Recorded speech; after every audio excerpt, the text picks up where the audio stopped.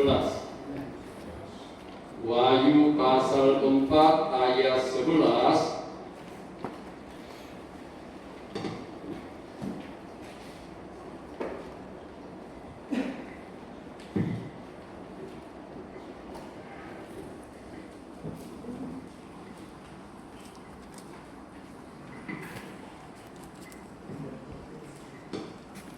Kita baca bersama-sama Wahyu ayat pasal 14 ayat 11. Kita baca bersama 1, 2, 3. Ya Tuhan Allah kami, Engkau layak menerima puji-pujian dan hormat dan kuasa, sebab Engkau telah menciptakan segala sesuatu, dan oleh karena kehendak-Mu semuanya itu ada dan diciptakan. Baca sekali lagi. Ya Tuhan dan Allah kami, Engkau layak menerima puji-pujian dan hormat dan kuasa, sebab Engkau telah menciptakan segala sesuatu, dan oleh karena kehendak-Mu semuanya itu ada dan diciptakan. Amin. Dunia ini diciptakan oleh Tuhan sendiri. Allah menciptakan langit dan bumi dan segala isinya.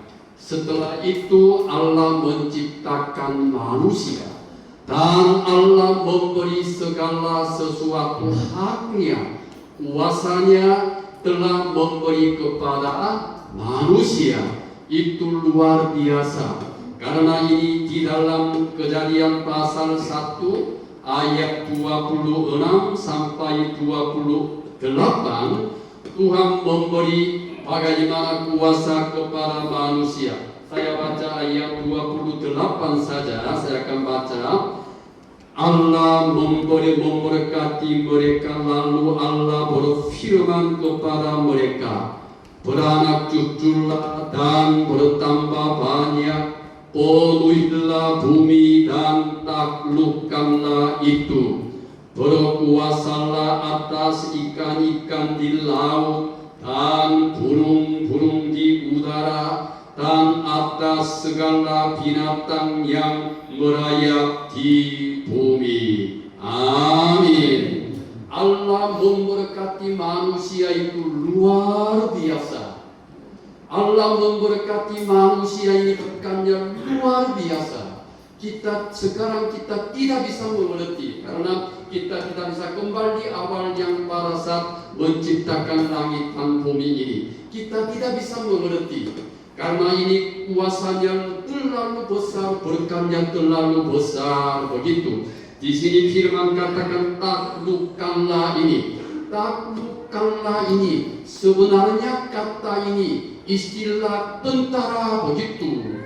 Bukan kita yang biasa-biasa pakai. Tentaranya itu dipakai di dalam 2 Samuel pasal 8 ayat 11. Daud dia mengalahkan negara-negaranya, dia merampas bagaimana itu barang-barang yang musuh punya, itu bagaimana menginjak seperti artinya begitu. Memang katanya sama menaklukkannya, tapi artinya seperti tentara negara yang menang, bagaimana melakukan kepada tentara atau negara yang kalahnya. Itu menginjak-injak, merampas, mengambil, seperti itu kuasanya. Tuhan memberi kuasa kepada manusia untuk bagaimana berkuasa atas dunia ini, segala makhluknya. Berkatnya seperti itu. Saudara, ini luar biasa berkat Tuhan kepada manusia. Kita katakan amin. Tuhan begitu memberkati Bapak, Ibu dan Saudara, dan kepada saya juga. Kita harus ingat ini. Tuhan memberkati. Memang sudah berbuat dosa, sekarang kita keadaan tidak seperti awalnya begitu. Tapi Tuhan tetap mencintai manusia, tetap memberkati manusia, tetap mau bersama dengan manusia. Itu hati Allah. Sebenarnya Tuhan Yesus datang nanti, kota Yerusalem baru akan turun dari surga. dari Allah Bapa di surga menurunkan kota Yerusalem itu besar sekali. 8 miliar seluruh dunia itu, seluruh makhluk, seluruh manusia, semua masuk ke dalam pun masih bisa tempatnya luar. Kita katakan amin. Ini rencana Tuhannya begitu besar semuanya. Karena itu Tuhan merencanakan begitu besar. Nah, bagaimana ini di dunia ini?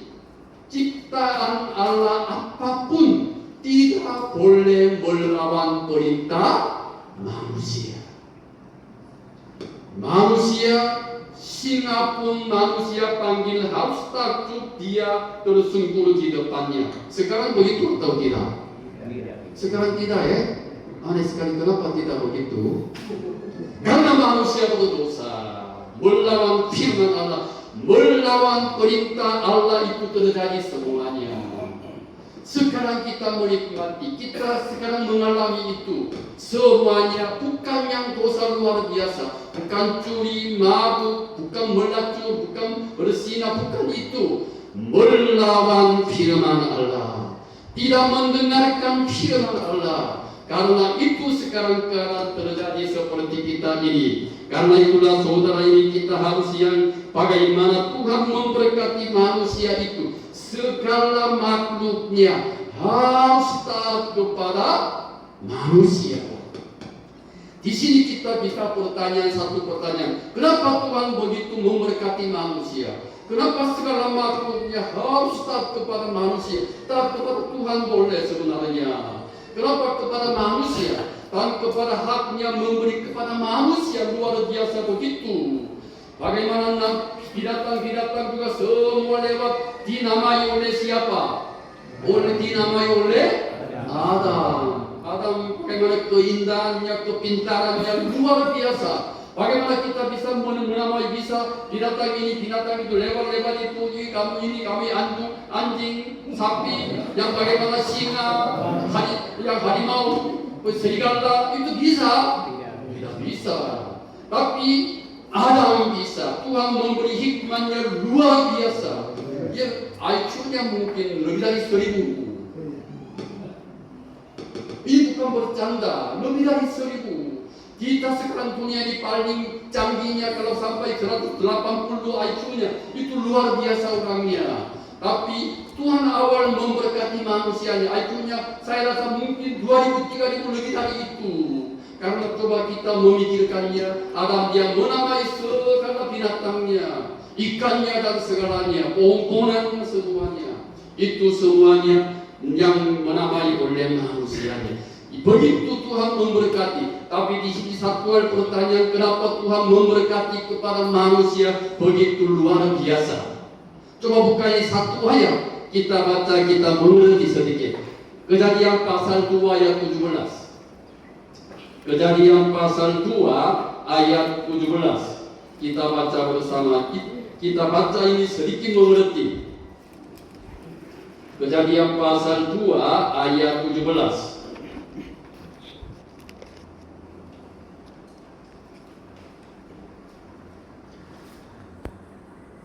Kita baca bersama Kejadian pasal 2 ayat 17 pelan-pelan bersama 1, 2, 3.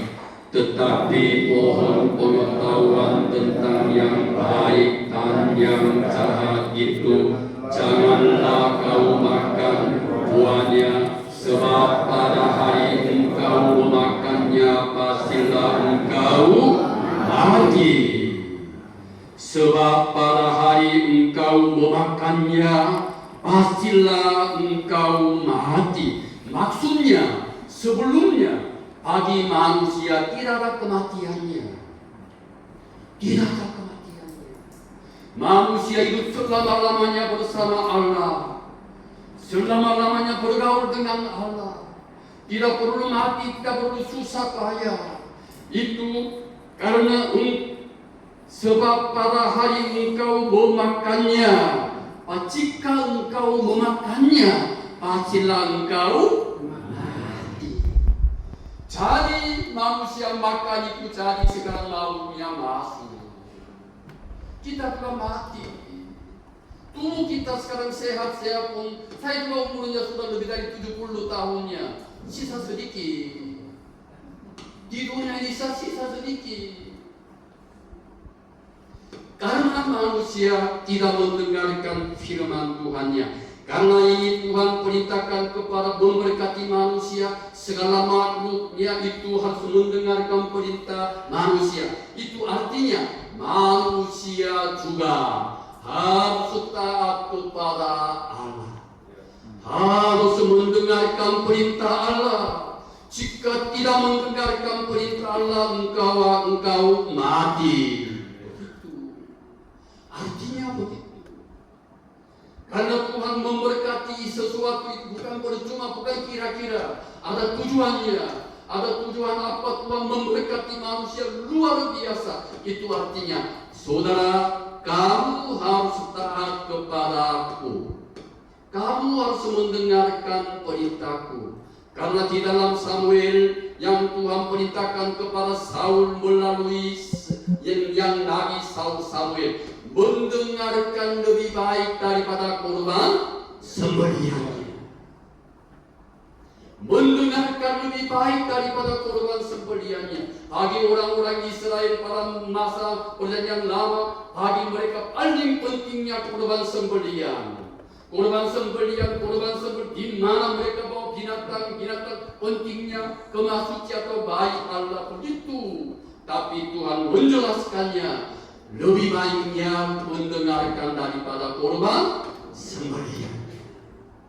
Nah, keadaan seperti ini tadi kita bagaimana kita harus mendengarkan perintah Allah atau kehendak Allah. Nah, kalau begitu, di sini pertanyaan lagi. Kalau begitu kehendak Allahnya apa? Kehendak Allahnya apa? Tuhan paling mau apa? Tuhan paling mengingini apa? Tuhan paling senang itu apa? Tuhan mau apa? Kami manusia mau ikut apa? Begitu. Itu kita harus mengerti, mengetahuinya. Coba kita buka 1 Timotius. 1 Timotius pasal 2 ayat 4. 1 Timotius pasal 2 ayat 4. Itulah hati Allah, kita baca bersama 1 Timotius pasal 2 ayat 4. 1, 2, 3. Yang menghendaki supaya semua orang diselamatkan dan memperoleh pengetahuan akan kebenaran. Yang menghendaki supaya semua orang diselamatkan dan memperoleh pengetahuan kebenaran. Semua orang diselamatkan. Semua orang diselamatkan. Bukan 1, 2, bukan bagian ini, bagian itu. Bukan orang Israel, bukan orang Papua, bukan orangnya Amerika, bukan sebagiannya. Semua orang diselamatkan. Itulah hati Allah. Kita juga manusia sekarang ini, Tuhan memberi rumahku harus penuh. Saya memberi temanya ini. Ibu katakan Bapak ini terlalu keras begitu. Ini bukan keras, ini firman Allah begitu. Rumahku harus karena ini yang menghendakinya supaya semua orang diselamatkan dan memperoleh pengetahuan kebenarannya. Itulah hati Allah. Jadi kita harus mengerti hati Allah dan hidup sepanjang hidup kita juga harus melakukan kehendak Allah, kemauan Allah, keinginan Allah, begitu. Itulah hati Allah semuanya. Kita harus melakukan seperti itu sesuai dengan kehendak Allah, begitu. Tuhan mau semua orang diselamatkan.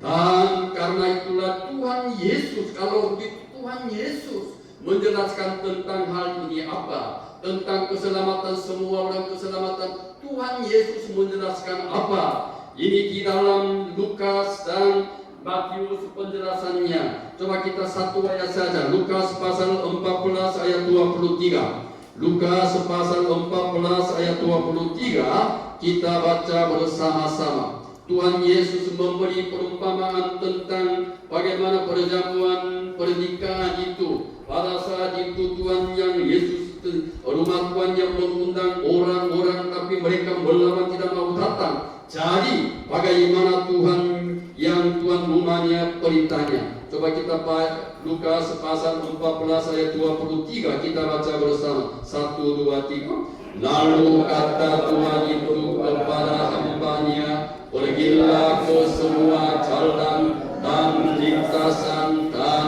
paksalah orang-orang yang ada di situ masuk, karena rumahku harus penuh. Amin. Tuhan Yesus katakan memberi perumpamaannya, rumahku harus penuh. Rumahku harus penuh. Rumahku ini akhirnya kota Yerusalem. Di dalam Wahyu pasal 21 menjelaskannya, pasal 20 tentang kerajaan 1000 tahun setelah itu. 21 kota Yerusalem baru turun dari surga, turun dari Allah Bapanya. Kita ini bagaimana turun di surganya itu, saya melihat ukurannya itu di dalam sesuai dengan firman-Nya. Panjangnya, lebarnya, tingginya sama firman-Nya.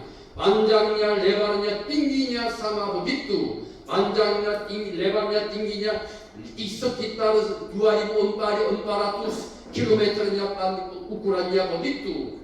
Lebarnya, panjangnya kita mengerti, tingginya 2.400 kilometernya bagaimana? Sampai ke mana?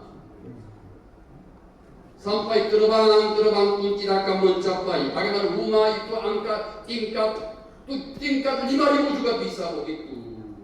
Rumah tingkat 5.000 tingkat juga bisa buahnya.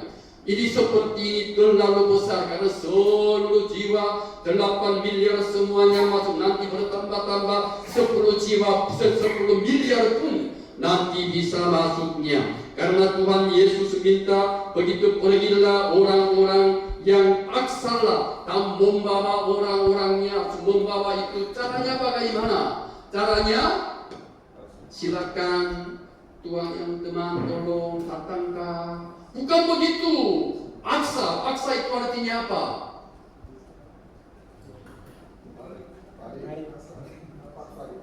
Atau pukul.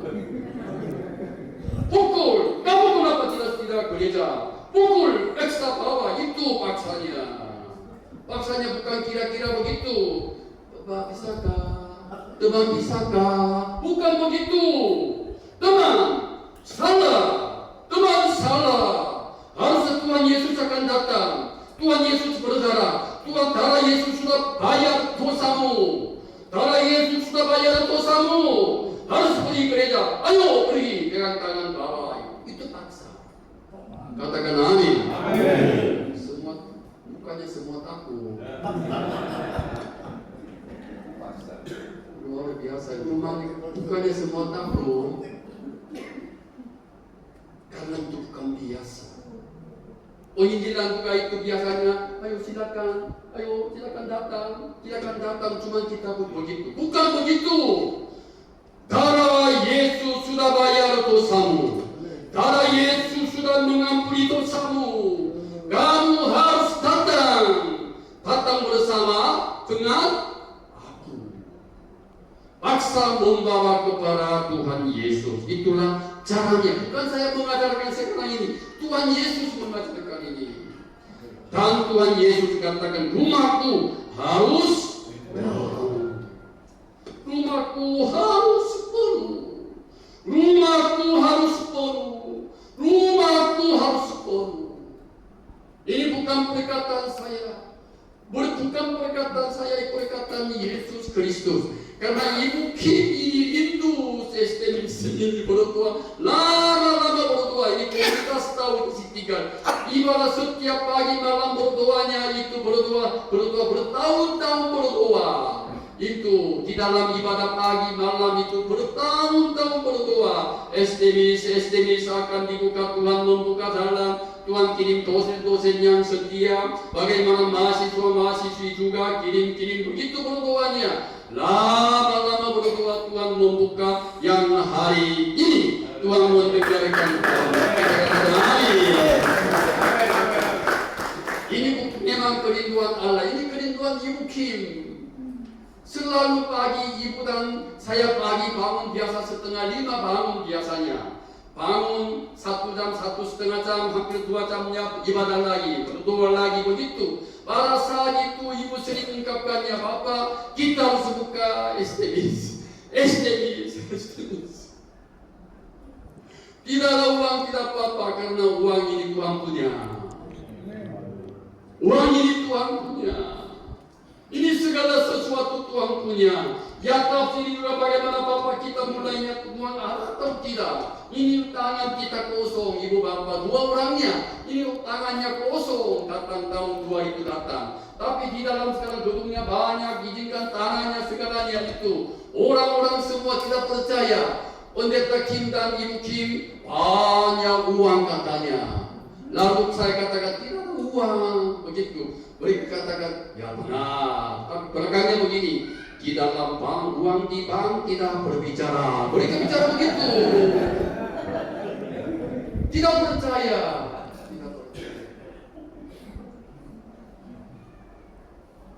Tidak percaya.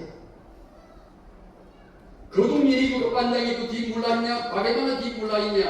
Pada saat itu rumah-rumah itu yang sewa itu oleh yang misionaris 2 keluarga, 3 keluarga, satunya dari Korea, satunya Amerika, 2 misionaris, sahabat 3 misionaris tinggal di dalamnya. Mereka yang sewa-sewa rumah besar, sahabat atas bawah begitu. Yang saya bilang, kalau mau sewa di sini minimal 3 tahun, saya bilang begitu. Aduh berat, harus bayar duluan, saya bilang begitu. Harus bayar dulu. Misionaris di mana uangnya? Tapi mereka usahakan paksakan itu. Rumah itu yang 3 tahun, rumah atasnya dia 5 tahun. 5 tahunnya bayar duluan. Itu kumpul itu uangnya sudah agak besar begitu. Itu dimulai bangunan gedung ini. Awal mulainya begitu, bukan semuanya mulainya itu yang dapat uang itu. Tuhan membuka jalannya luar biasa, bukan melalui tangan kami kosong, tapi Tuhan membuka jalannya luar biasa. STBis juga sama ini membuka, yang ibu berdoa. Tuhan ini, Tuhan pakailah Yayasan Taman Peniel Sejahtera. Ini artinya apa? Peniel ini. Yakub dia berdoa di sungai Yakub. Di situ bagaimana yang kakaknya datang mau membunuh dia. Dia berdoa angkat tangan. Tuhan, waktu itu aku pergi, Tuhan telah janji kepadaku yang aku yang tidak akan tinggalkan kamu, tetap menyertai kamu. Yang tugasmu sudah selesai kembali. Bapa, aku baru kembali. Masih belum selesai tugasnya. Begitu. Jadi berdoa itu dia sepanjang malam dia bagaimana dia yang melawan dengan Allahnya. Siapa yang menang? Yakub dia menang. Jadi Yakub itu dinamai Israel. Israel itu artinya mengalahkan manusia, mengalahkan Allah, itu Israel. Jadi dia dinamainya Israel. Di situ Yakub dia tempat itu menamai Peniel. Karena dia di situ melihat wajah Allah. Orang berdosa memang tidak bisa melihat wajah Allah, langsung mati di tempatnya. Tapi dia melihat wajah Allah, tapi tidak mati. Itu dia sebut tempat itu Peniel. Karena Yayasan Taman Peniel Sejahtera ini Peniel. Kenapa? Setiap orang datang di atas, setiap orang lewat di atas, setiap orang yang mengajar di atas, setiap orang yang belajar di atas, haruslah itu melihat wajah Allah. Karena itulah Yayasan Taman Peniel Sejahtera. Marilah kita ini bagaimana Tuhan katakan paksalah, harus membawa paksalah kepada Tuhan, harus terjadi begitu. Dan bagaimana satu lagi, Matius pasal 22. Matius pasal 22 ayat 9 dan 10 ini baca bersama itu juga. Tuhan Yesus katakan bagaimana Matius pasal 22 ayat 9 dan 10. Ayat 9 dan 10 kita baca bersama. Matius pasal 22 ayat 9 dan 10 baca bersama. 1, 2, 3. sebab itu inilah persimpangan jalan, dan undanglah setiap orang yang kamu jumpai di sana ke perjamuan kawin itu. Maka pergilah hamba-hamba itu, dan mereka mengumpulkan semua orang yang dijumpainya di jalan-jalan, orang-orang jahat dan orang-orang baik, sehingga penuhlah ruangan perjamuan kawin itu dengan tamu. Amin. Bagaimana mereka pergi sesuai dengan perintah Tuhannya, pergi mereka bagaimana membawa orangnya, orang-orang apa? Orang jahat dan baik, bukan orang baik dan jahat. Kita selalu memikirkannya orang baik dulu, datang gerejanya orang baik dulu, kamu jahat tunggu dulu, orang baik dulu. Kita pikirkan begitu. Orang jahat datang gereja, tidak senang. Aduh, itu luar biasa. Berkoba itu dia datang gereja bagaimana? Kita memikirkan begitu. Tapi Tuhan Yesus katakan tidak. Orang-orang jahat dan orang-orang baik. Orang-orang yang jahat dahulu. Katakan amin. Ini Yatab ini sekolah misi awalnya begitu dimulainya. Karena misionari sebanyak mereka itu yang bagaimana itu nasihat kepada ibu dan saya begitu. Peringati, hati-hati. Mereka nanti berbuat apa, tahu enggak itu?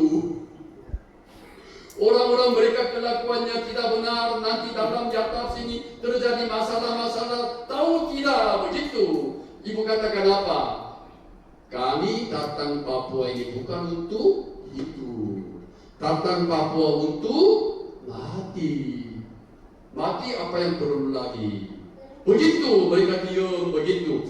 Karena ini bagaimana Tuhan? Tapi Yatab sini coba gembala, wakil gembala coba berdiri antara penginjil di atas.